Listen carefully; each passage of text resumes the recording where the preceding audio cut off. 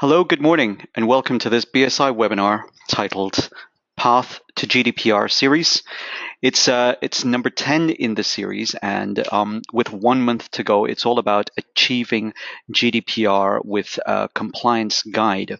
And what we're going to be covering today is the next 10 steps that we had previously mentioned I believe in the last 3 webinars ago back with the 20 steps to full GDPR compliance. Now, with me today on the panel is Ray Thorpe, and Ray is an information security and data protection advisor, and he's this for BSI cybersecurity and information resilience. Ray has over 19 years experience in the industry, and he's worked in security, in risk, and in data protection across a number of various different industry sectors, from things such as banking to financial services to retail, and also things like managed services consulting as well. Ray has successfully led multiple security and data protection projects for BSI clients from the inception phase all the way through to the actual implementation of that.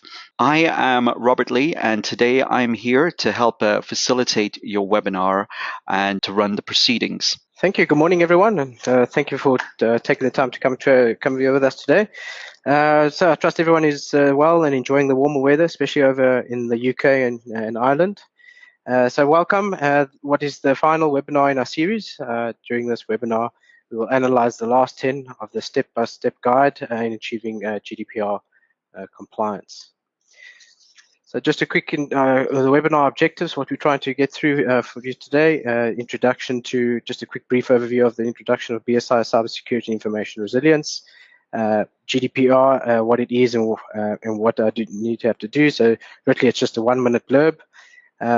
Then the sequential and prioritized approach, where we'll discuss the last 10 steps relating to the operational and communication domains. Then hopefully it provides enough information for you to take that back into your own organizations for further conversation and digest. So before I kick off, I'd like to give you an overview of who we are as a business. Many of you may know BSI as a global certifications body. I work for a division called CSIR, which stands for Cybersecurity and Information Resilience. Here at CSIR, we are a global center of excellence for managing and securing our clients' corporate information. We pride ourselves on providing expert guidance to a wide range of customers on how to build a defensible position for security and data protection, as well as from a compliance perspective. Most notably for this webinar, our focus today will be on data protection and the impeding GDPR. Our goal as an organization is to further help our customers protect their critical assets. These assets can be anything from physical to digital, as well as intellectual property. By doing so, we're contributing and assisting our customers to maintain their reputation, as well as avoiding any potential penalties such as DPC fines, etc. So quick, what we do as an organization. So we provide cybersecurity services such as penetration testing, vulnerability management, incident response, cloud security services. We also do security awareness, phishing and user training exercises, software solutions, social engineering and simulation testing, and data privacy management, data management and privacy. So that's really what we're going to be discussing here today. So of that, our services are GDPR services, information lifecycle management, and e-discovery and forensics.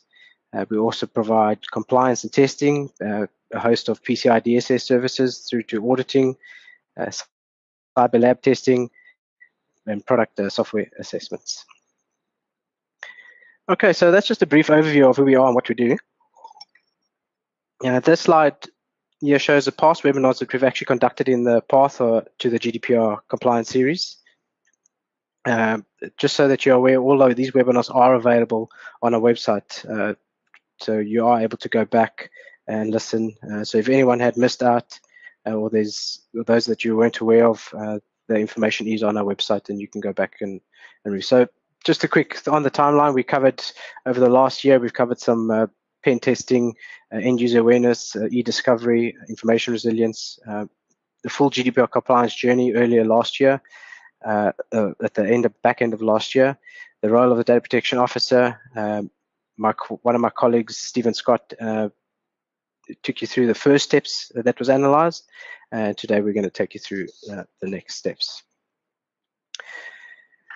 So here's the typical phased approach and methodology that we use, which outlines at a high level the stages we bring our customers through to achieve compliance and to bring a defensive position for themselves. The process is really broken down into 3 stages. So we have our GDPR training courses, which also help our clients to understand the fundamental requirements. That is part and parcel is external from an actual on-site client engagement. So any of you, if there are requirements within your organizations that require some sort of one-day training, that is also available through that process. Okay, so scoping workshop assists in identifying business processes, data inventories, and data flows. So that's really the key step in understanding of what the organizations have. We assist in identifying, compiling inventories and personal identifiable information, identify data workflows, processes, confirmation, regulatory requirements. So in the previous series, you would have actually covered some of the requirements there with regards to data inventory and data mapping. Right, so then we begin with the next phase. On phase 3 there, we begin with understanding what the baseline is and gaps in order to draft a roadmap and in order to close down those gaps. We are also able to provide verification assessments for organizations. We've actually seen quite a big uptake in this, and it's quite a popular, as organizations are actually using this as evidence to not only show their due care and steps they've taken to be compliant, but they're actually using this as a unique selling point to try and drive their own partnerships with clients. So it's quite a key area at the moment. Then implementation support. So we help you establish the necessary policies and procedures, outsource data protection services, data breach reporting, privacy by design, completion of privacy impact assessments.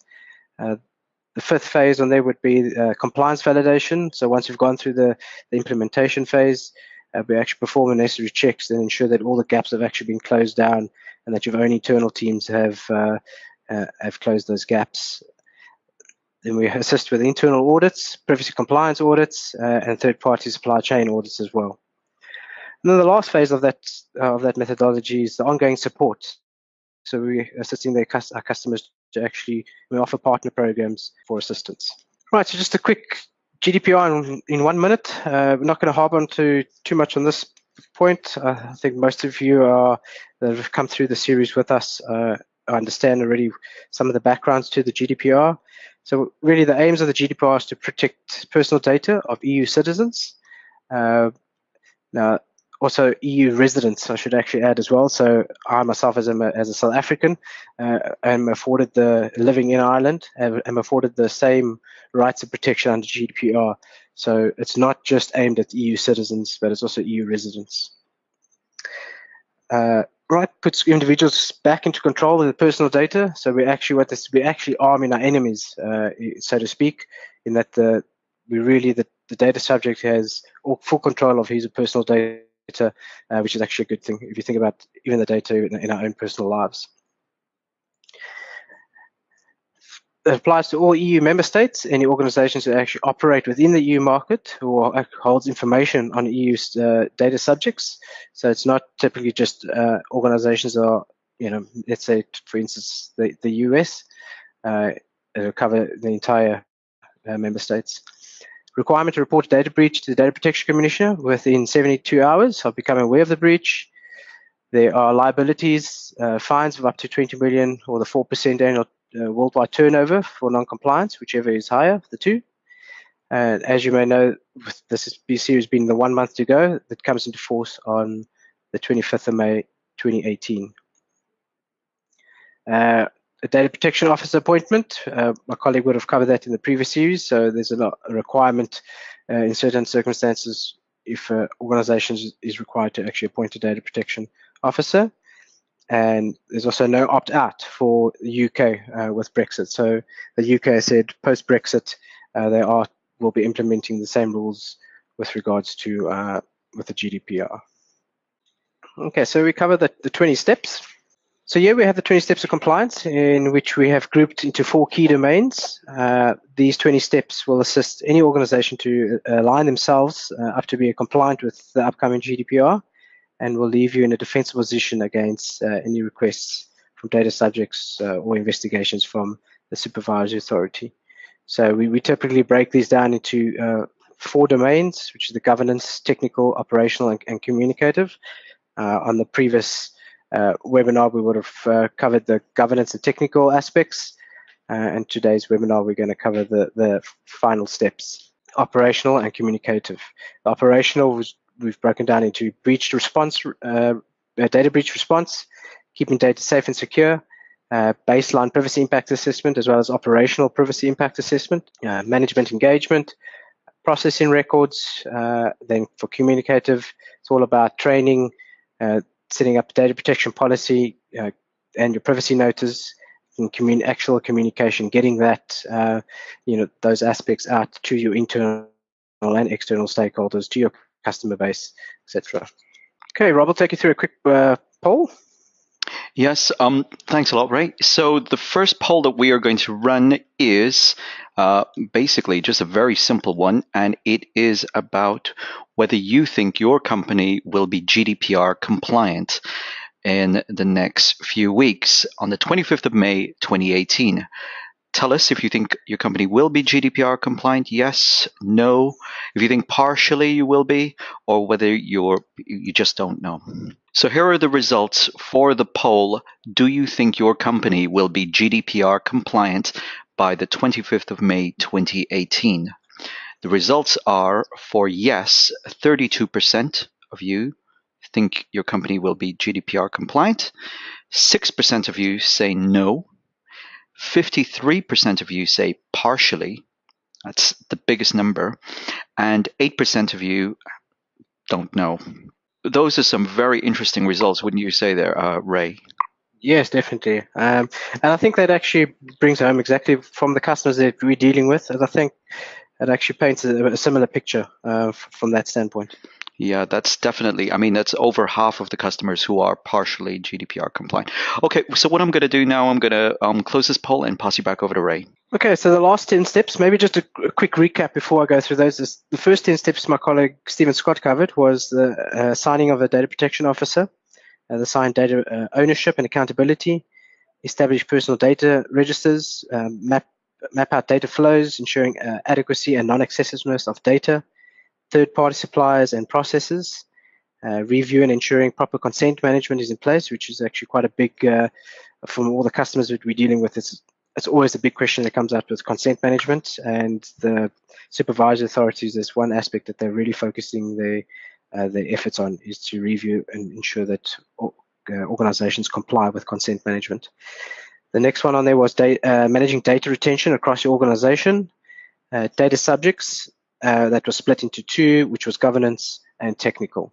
So today we will cover the data breach response, keeping your data safe and secure, producing a baseline privacy impact assessments, as well as operationally PIA, management engagement, so how engage are your senior managements up to the C-level, processing of records, any training, so what are you guys doing around training, and some action points around that, data protection policy, any of your privacy notices, and the communication, as I said, sending that out, communicating all those efforts out, the transparency factor to your internal and external stakeholders. All right, so data breach response. So what is a personal data breach? So a personal data breach means a breach of security leading to the destruction, loss, alteration, to unauthorized disclosure, or the access to actual personal data. So what breaches do I need to really notify the supervisory authority about, you'd ask? Well, you only really need to notify a supervisory authority of a breach where there's likely to result in a risk to the rights and freedoms of individuals. If you address such a breach is likely to have a significant detrimental effect on individuals. So, for example, the result of discrimination or financial loss or loss of confidentiality, etc. So this really needs to be assessed on a case-by-case basis. So, for example, you'll need to re-notify the supervised authority about a loss of customer details where the breach leaves individuals open to identity theft.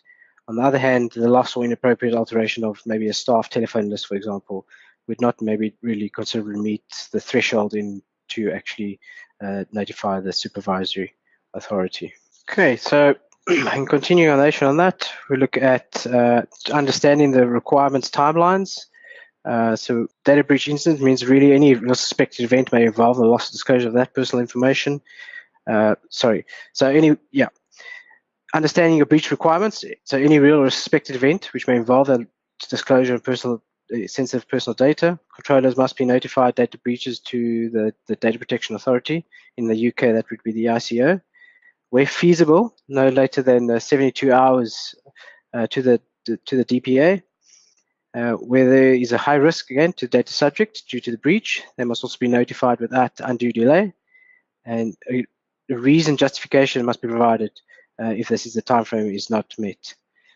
So obviously on the right side, you'll see we've noted there's a difficulty level, and we've said no. We've actually asked the question really. A lot of our customers say, yeah, we can easily put in a data breach response, and these are processes. But most of the customers that we go on site with, most of them fail in this part. They do not have the procedures and the processes in place. They don't have the necessary tools to facilitate, to identify the risks.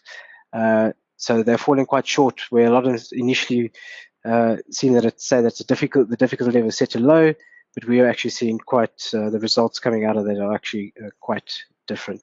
Okay, so what does really a notification look like? It really must contain the categories of data, so the numbers of individuals, records affected, DPO, who the DPO is, what are the consequences of the data breach, and any mitigating measures that your organization actually has put in place to actually stop that data breach. The ICO and DPC in Ireland have some useful breach notification templates on their websites that you guys could actually leverage off. So I would recommend to actually go onto their sites and have a look at some of the templates they have for download. Okay, so what are the action points coming out for your data breach response? So you need to ensure that your incident response team has been agreed and key responsibilities really allocated. You also need to ensure that your DPO is involved as a member of the incident response team. We've seen this in practice that there's been quite a disconnect between the DPO, or if that sits with legal and with the information security or the incident response teams, that there's quite a disconnect between those teams. A lot of the times we go and ask for assurance, and we ask those questions of the security team, and in the event of a data breach, they actually don't know who they need to contact within the organization. So the DPO really needs to be a member of the incident response team. You need to ensure that your data registers and data flow diagrams are well documented, so that in the event of a security event or failure in a business process, we can identify the systems and networks actually affected. A lot of the times, if those documentations are lacking, when a security event occurs, organizations or the team, they're running around trying to find these documents or what is actually happening. So if you have these data registers and data flow maps, you understand exactly where the risk to the privacy can be identified. Important to note, a plan is only as valuable as if the organization knows they can correctly identify and declare an incident correctly and execute the plan in line with the objectives of the plan, as well as in timelines and requirements set out in GDPR.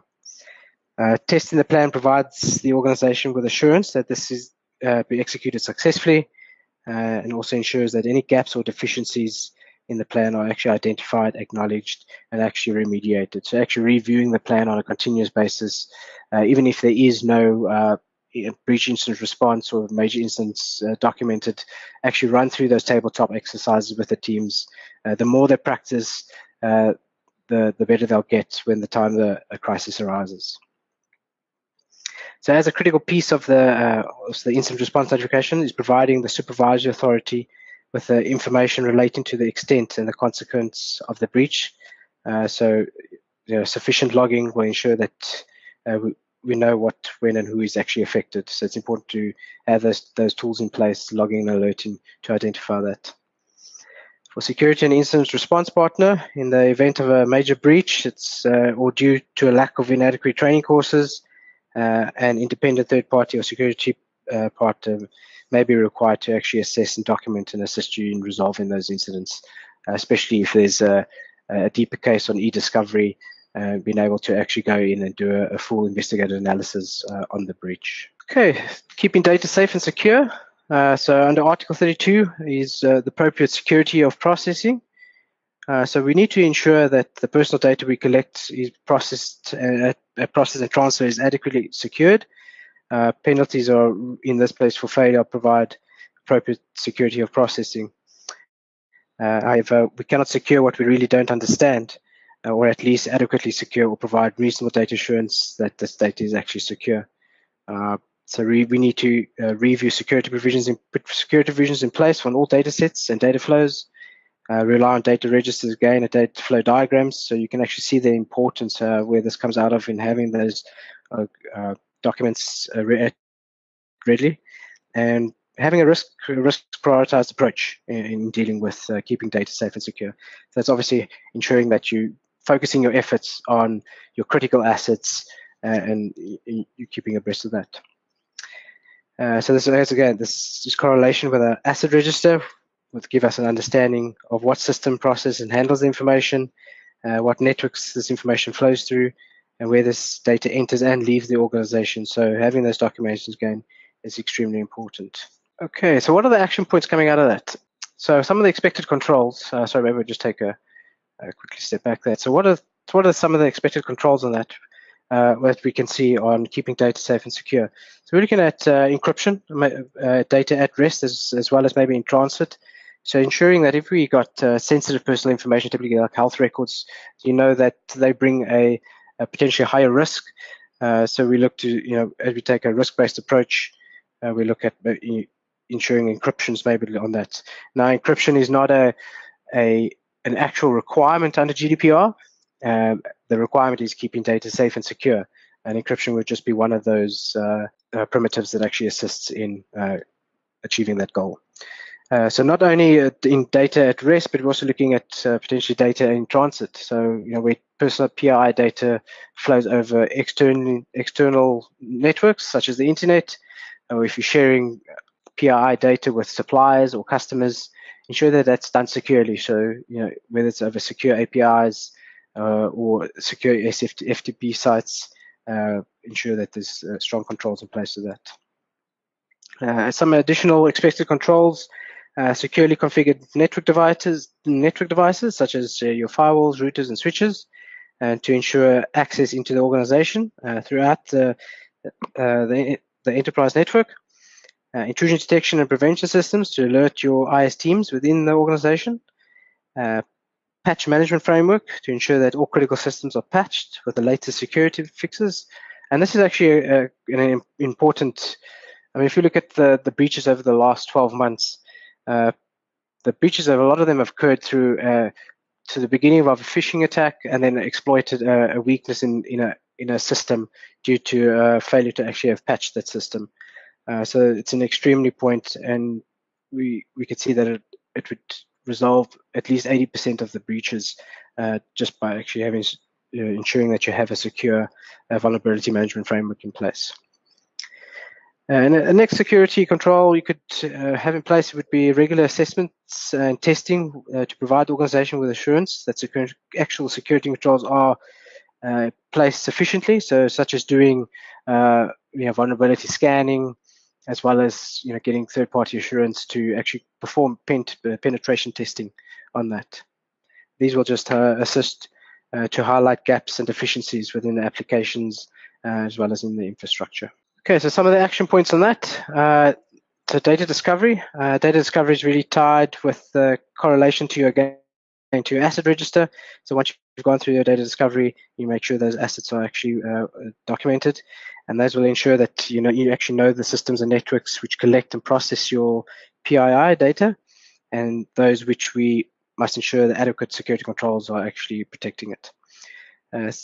Self-assessment and security controls, these versus the actual GDPR requirements, as well as versus the security best practice, will ensure the organization understands its IT security posture and can measure themselves actually against compliance requirements and best practice recommendations. Again, as I mentioned today earlier, patch and vulnerability management frameworks, these are both are essential for an organization's ongoing alignment to best practice and as well as protecting information. So while these assessments of actually of value and create a snapshot, they actually aren't necessary under requirement under GDPR, but they do assist in improving the correct design and any efficient implementations of your systems. Okay, that brings us to poll 2. Thanks a lot, Ray. So our poll number 2 is all about this.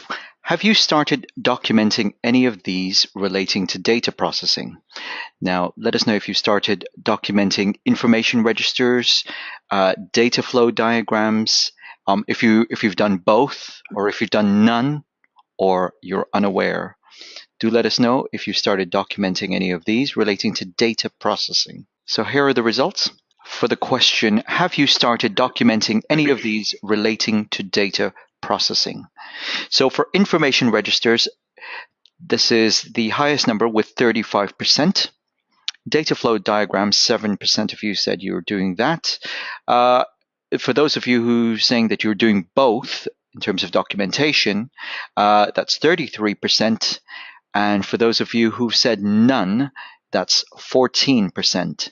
And 10% said that you don't know if you're documenting information registers or data flow diagrams. So those are the numbers, right? If I look at none at 14%, which is quite a bit of a concern for organizations, because as I mentioned, organizations need to know what information they have in their systems in order to apply the necessary controls.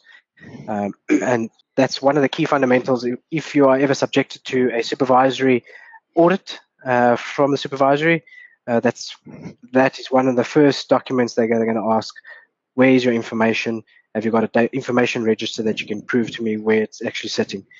So it is quite alarming that on that number is 14%. So there is definitely some work ahead of you, some of you guys, in order to get that done. Great.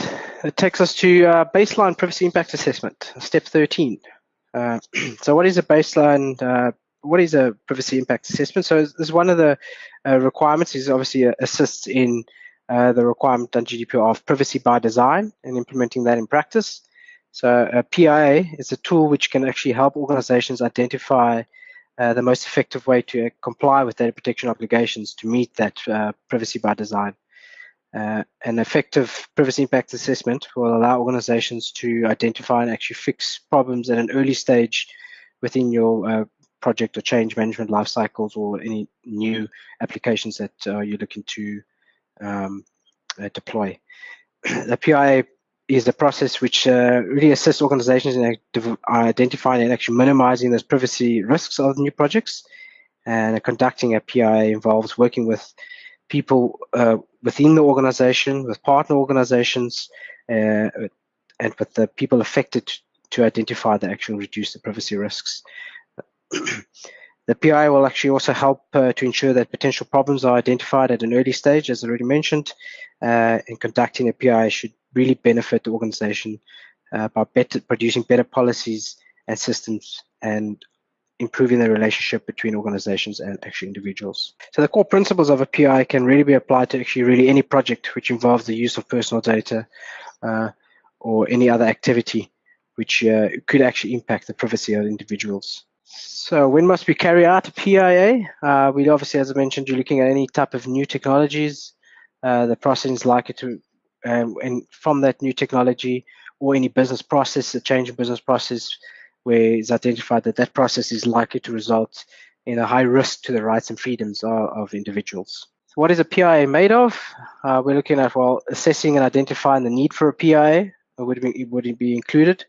A data flow description of whether that's a new technology or the process, so actually having a data flow description in place. identifying the privacy risks and any other related risks as part of that project or change, identifying privacy solutions to try and mitigate those privacy risks. It's important that those are actually signed off, and it's actually the PIA outcomes are recorded. So it's one of those actual requirements when the supervisory authority is going to ask for evidence on how you've actually baked privacy into your organization. You can have these documents as proof to show that you've conducted, and any through your new changes or business changes, you've conducted privacy impact assessments, and actually can show that you have it goes towards your defensible position. So it's also important to integrate the outcomes with within the project plans. So once you've done that assessment of a PIA, take the results of that and ensure it forms back into your organization's risk management methodology and the process. So while integrating also PIAs into the new business processes and systems it's recommended by GDPR, we also recommend that a baseline privacy impact assessment is conducted of the entire organization and existing business processes. So what a lot of businesses fail to do is that they write up a document to do a baseline, write up a document to do privacy impact assessment, but they actually haven't done a baseline privacy impact assessment and gone through their current state to identify any potential privacy risks. So it really can act as a basis for ongoing PIAs and ensure that the groundwork is actually performed across the organization, and really to align existing policies to the GDPR requirement. Okay, so some of the inputs that and outputs are what you would typically see. So your inputs that in order to perform a PIA, you require your information registers and data flows. So for those of you that actually, those 14% that said that they don't necessarily have that in place yet, in order to conduct some of your baseline PIAs, you're going to need that information to understand the privacy risks involved. You're going to require policies and procedures, processes such as the project management, risk management, and any of your compliance management. Some of the outputs, so a minimization of privacy risk across the organization, informed risk decision making, so that it will assist you as an organization to assess that risk and what controls and decisions you're going to make with regards to that risk. Understanding of how to approach data protection going forward, concrete understanding of how and why particular decisions are made about the data, transparent expectations of how the subject data will be used and why, and obviously feedback of risks to the project. As I said, so identifying those risks and feed it back into the project lifecycle. Okay, operational PIA. Let's walk through some examples of when a PIA is actually required. So that could be any systematic or extensive processing activities, so which actually could also include profiling and where decisions have legal effects. Any new system, IT system, storing, accessing personal data, using existing data for a new and unexpected or more intrusive purpose. So from these examples alone, we can see that what is required for PIAs and the statutory across multiple business units. So if it's actually really documented correctly, we can use the baseline and then in order to perform the operational PIAs with that. So as I mentioned, so obviously on the ongoing, once you've done that, and the ongoing actions of the operational PIA, so actually to embed those PIA gateways into the processes, such as your software development lifecycle, your project management, your change management, your procurement. So anytime there is a change or a question around if there's a requirement around any changes, ensure that those teams know that they need to be asking privacy questions, not just operational or functional questions. There needs to be a gateways at the beginning of the initiation of those projects to actually to ask those questions. Okay, management engagement.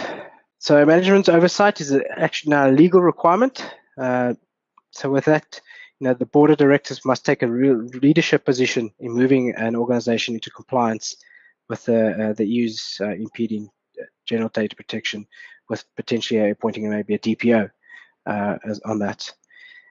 So that ensures the responsibility of clear penalties understood. So they drive in the privacy GDPR alignment and effective and efficient regime. Now, the difficulty level we've said, well, we didn't want to actually say anything, because what we've seen is that a lot of the CIOs give the instruction to the CIO, and the CIO comes down to middle management. They give instruction, guys, we've got this thing, GDPR thing, it's coming up. We need to look to protect it. And it's really a lot of the teams that we've been dealing with, they feel that the struggle is that it's a bottom-down approach rather than as a top-down, a bottom-up approach rather than as a top-down approach. So we've definitely seen that in reality. In order to affect the top-down approach, senior management needs to drive that message from the top down, so to speak, not just to managers, but actually even to the cleaners, and creating a privacy-aware culture rather than just. I mean, it's not a GDPR and data protection is not a systematic issue. It's an holistic view across how actually people are dealing with privacy. Okay, so with regards to obviously board members as well, in contrast to other relatively vague and toothless measures, GDPR is very specific with identifying requirements and penalties, and can also result in huge fines as well as personal criminal liability for boards and members. So if organizations or boards aren't actually showing the due care, so if they aren't keeping track of outcomes of PRAs, or if there's no agenda on boardroom agenda, that there's no privacy on the agenda, then they're seeing that as they aren't showing any due care. Board members must really become active participants in certified data protection, and that can really be the drivers for internal process and actions to protect customers' private information. So what are the actions that the board can actually get involved in? So one of the actions was to look to appoint a data protection officer. So as previously discussed in the previous webinars, this it might be a requirement for your organization, or it might not be a requirement, but that appointing a DPO is showing the supervised authority that you are taking data protection seriously. Furthermore, you can elect privacy champions throughout the organizations. So a DPO or the CIO or CEO who is actually responsible for it would potentially select privacy champions within the various teams, ensure that they are efficiently trained up in order to assist their co-workers with regards to privacy. As I mentioned earlier, with regards to KPI with board meetings, so they need to agree and present DP as a standing item in board meetings with the relevant information, and these could be representative of what are the key performance indicators on that. And obviously privacy and compliance risks. So what are they doing around privacy? Is there documentation around that, and have they signed off those policies? Okay, so processing of records. So now this is a legal mandate to maintain detailed records of processing. So under Article 30, which states each controller, and where applicable, the controller's representative shall maintain a record of processing activities under its responsibility. So you can see that there's a big focus on that. So for those of you that actually do not have those documented already, you can see there's the actual the regulation calls out that there's a requirement to actually keep detailed records of your processing operations. So to those 4%, you're already on this point. There's a gap that you need to close. So what do we need to document under the Article 30 of the GDPR if we're a controller? Well, we're looking at the name and contact details of your organization, the purpose for processing, categories of the individual data, details of the transfer to other countries and safeguards, and security measures in place to secure the data. So these are just some of the type of, if you're looking at putting this into I mean, even if you don't have to have the latest and greatest software to manage your record management, you could put it into a spreadsheet, a couple of columns, and just to understand the data sets and putting those categories down would be already a way towards your defensive position and to show that you actually have done some sort of data discovery.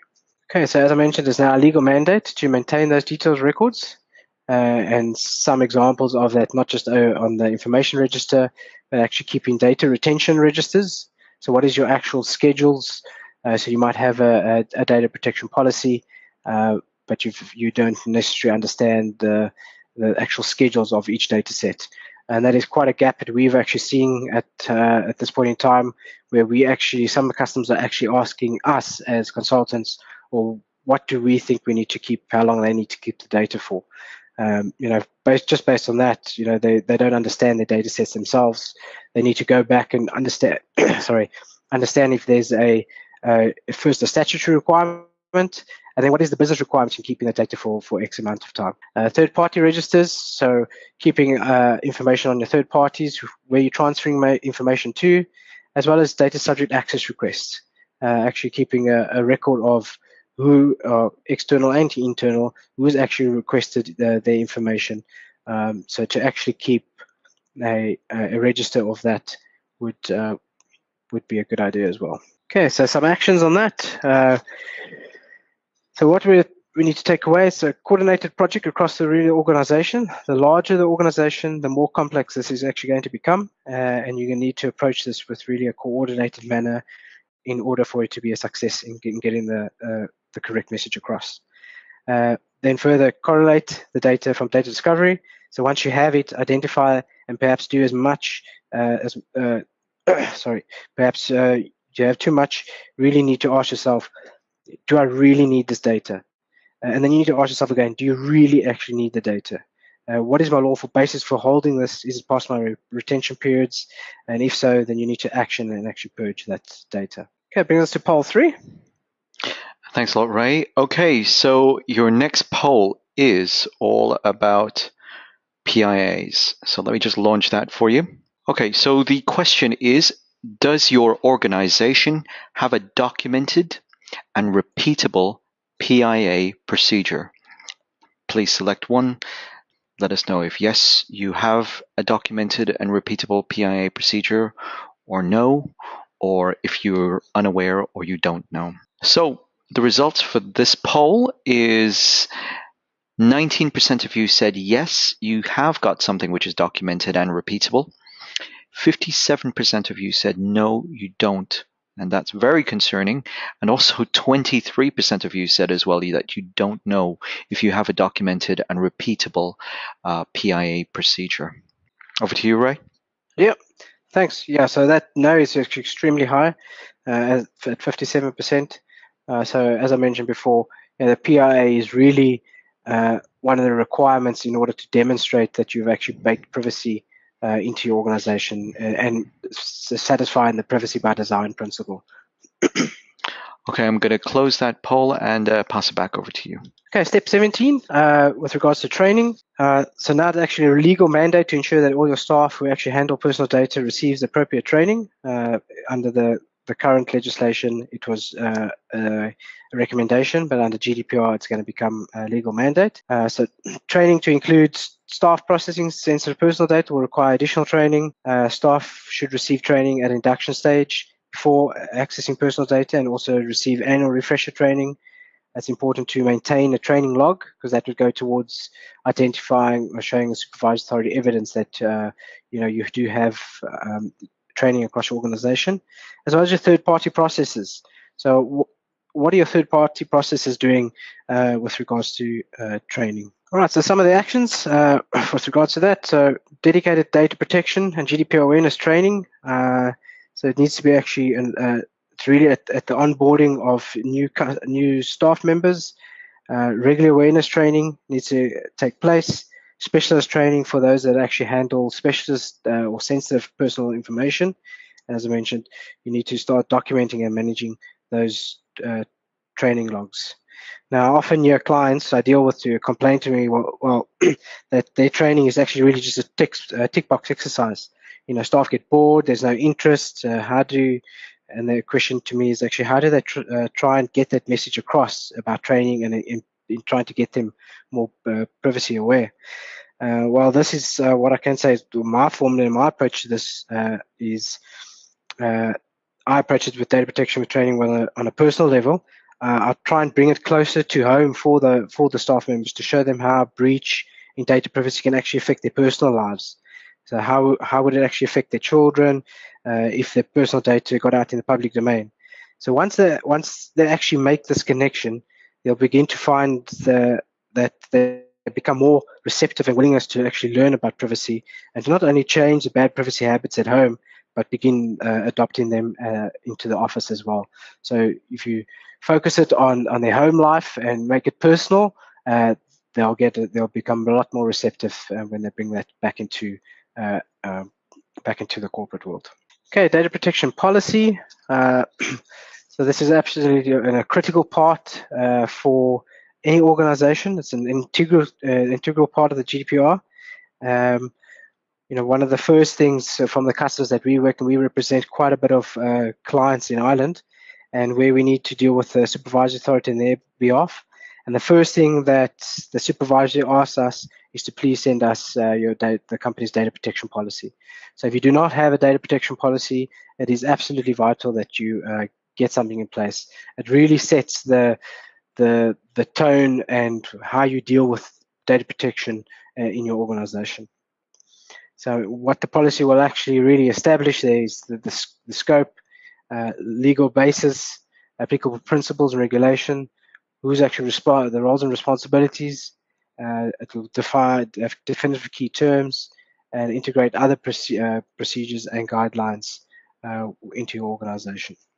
So what should an actual data policy actually include? So you could actually include some elements such as the topics covered by the policy, reasons why the policy is needed, contracts and responsibilities with internal and external stakeholders, objectives of the policy, and actually how to handle violations against the policy. For example, your data protection policy may include instructions for staff involved in collecting client data, and you can specify that only collect the minimal amount. So that's just some of the direction on that. So some of the action points on the data protection policy: review existing data protection policies that you currently have. If required, a new policy, then you actually need to define it. What are your data categories? Identify the categories. What are your terms of the conditions for the data protection? Who's responsible? What is the rights of the data subjects? Third parties, data security measures, integration with security policies, and consequences. Okay, privacy notice. So privacy notices are an organization's real means to inform customers and data subjects how the data is used and provide assurance that their information is being securely processed and stored. So a policy or notice level document would actually make it a one-stop shop. So for anyone that wants details about how you guys deal with data, your privacy notice is where you actually point them to. So the EU GDPR includes rules on giving privacy information to data subjects, and that's in Articles 12 to 14. They actually place an emphasis on making privacy notice understandable, accessible, and that data controllers are actually expected to take appropriate measures. Also, the GDPR says that the information you provide to people about how you process their data must be concise, transparent, intelligible, and actually easy accessible. How do they actually get their data if you're storing it? It needs to be written in clear and plain language, particularly if it's addressed to a child. So it shouldn't be the old legal and law jargon that we historically become accustomed to. It needs to be a clear written language, and it also needs to be free of charge. So what do we have to include in our privacy notice? So there's actually quite a bit that we actually need to, so some of them are identify and contact details of your controller, purpose of the processing and the legal basis for processing, what categories of personal data you're actually collecting of those individuals, details of transfers to third parties and what safeguards that you've taken and what steps you've taken to actually safeguard that transfer of data to your third parties. Existence of each data subject's rights, so either delete, access, or if they want to raise a complaint. It's clear to document them presenting the following information to them as well. So who's responsible for the data subject's data, what personal data we collect from data subjects, so what categories of data we collect from them, when we collect it, what information we're collecting, how data subjects can request the actual information, security of the data, explaining use of tracking technologies such as cookies. So historically, this has been very vague by organizations on the use of cookies. So, if it's not explained in the privacy notice, it needs to be explained. A lot of organizations share this in a cookie policy and then point to that. The clauses of updating your actual policy and further additional contact information. Okay, so what actions are we looking at? So we need to correlate the information on your data registers. So we need to review business processes and existing notices. You need to correlate with existing privacy framework documentation that you have, and you need to update privacy notice to account for outputs of the data processes. Okay, the final step is communication, which is an important step for organizations, and one that a lot of them obviously fall short on as well, from what we've seen. They need to publish and distribute their data protection policy and privacy notice to all appropriate stakeholders. So that's internal and external. They need to be clear as to what their expectations are. And for external stakeholders, this relates to the data you have, why you actually have the data. This is what we need to do with the data. This is where we're storing the data. How this is how long we'll hold it for, and this is how you can actually exercise your rights. So all that needs to be communicated in a transparent way to your customers and to potential customers. Okay, brings us to poll 4.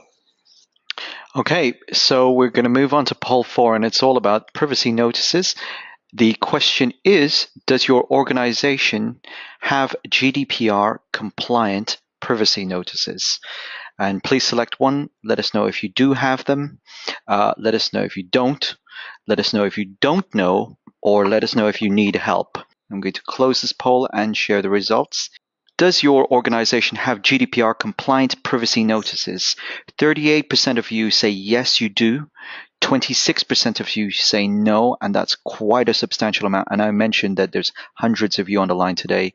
30% of you say you don't know, and 6% of you are being upfront and saying you need help from us. Brilliant. Thank you. I'm going to close that poll and pass you back over to Ray now. Thanks a lot. Yeah, so just based on that, I mean, the no of the 26, a lot of organizations, what they're referring to do is actually wait until before they publish their new notices. So a lot of their departments might actually have already draft notices in place. And obviously, it's important to represent, the notice needs to represent what you're doing in an organization. So as I mentioned, taking a copy and paste scenario is not going to work. The supervisory authority is going to take your privacy statements and your privacy notices and your policies, and they're going to see what do you actually have in your organization. Does it reflect what are you actually telling what are you telling the public? Is that reflected in your operations? So simply doing a copy and paste is not going to suffice with that. So some of the bad news, obviously, for no one element will solve any of these problems. For compliance, you really need some good privacy governance. You really need a defensible position, and that goes with creating your understanding your data, documenting all your processes, and actually getting that implemented. So that will start in creating your defensible position. Identify a structured methodological approach in how to deal with all that. There may be a requirement as well as to have specialist software. So for a lot of the larger organizations, in order to easily facilitate the data subject access requests, they've gone to market to look for some of the tools that can take that data out of the data, firstly identify it and extract it from structured data sets and unstructured data sets. Then quite a big gap is there's obviously you need a broad range of experience within the team, especially in big organizations, to actually assist in actually driving your privacy practices. And then as well as it's good to identify legal counsel and align with a legal representative and get legal advice with regards to that. So some of the good news, we consultants, we can provide implementation project management if there's a requirement, specialist consultancy advice on drawdown days if there's a requirement, implementation support. We also provide specialist software, so which can be expensive. So if an organization doesn't want to go out and purchase that software, we can assist with doing some of those data discoveries for you. With DPI and policy development, and we've got a wide range of experience with dealing with the supervisory authorities, as we are representative for a lot of organizations as an outsourced data protection officer. Okay, so I think we've already covered some of the services we've got there. We've split into some of the information governance and some of the technical consulting, which we've covered earlier on. Just some of the regions where we've worked in utilities, retail, government, technology, legal, pensions, manufacturing. Just to know that also BSI, as you may know, is a global organization with over 4,000 employees, 75 offices, So we've got a large footprint in order to assist our customers.